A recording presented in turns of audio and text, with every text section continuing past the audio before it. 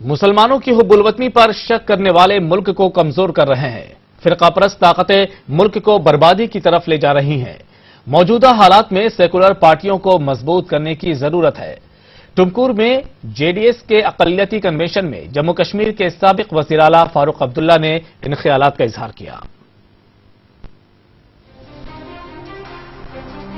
कर्नाटक के शहर टुमकुर में जेडीएस का अक़लियती इत्तेहाद कन्वेंशन मुनाकिद हुआ। कन्वेंशन में साबिक वज़ीर आज़म जनता दल सेकुलर के सरबराह एचडी देवगौड़ा, साबिक मरकजी वजीर फारूक अब्दुल्ला और दीगर अहम लीडरों ने शिरकत की।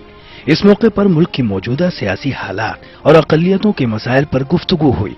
जम्मू और कश्मीर के साबिक वज़ीर आला फारूक अब्दुल्ला ने कहा कि मुल्क के मौजूदा हालात में अक़लियतें अपने आप को गैर महफूज समझ रही हैं।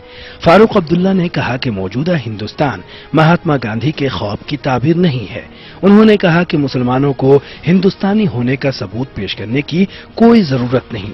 मुसलमानों के सिलसिले में शक करने वाले हमेशा शक करते रहेंगे, लेकिन मुसलमान अपने कारनामों, अखलाक और रहन सहन से हुब्बुल वतनी के जज्बे का मुजाहिरा करें। हमें ये दिखाने की कोशिश भी नहीं करनी चाहिए कि हम हिंदुस्तानी हैं, क्योंकि जिनको शक है उनका ता कयामत शक रहेगा। और इंशाअल्लाह हमारी कदरों से और हमारी तरीके जिंदगी से वो खुद समझ जाएंगे कि हम क्या हैं।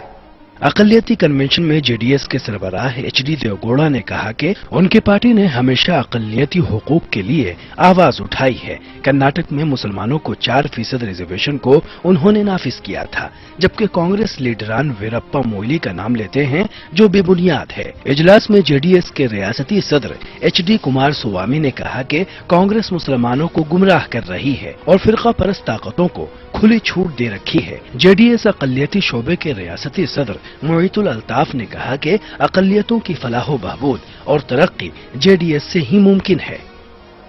Take a decision.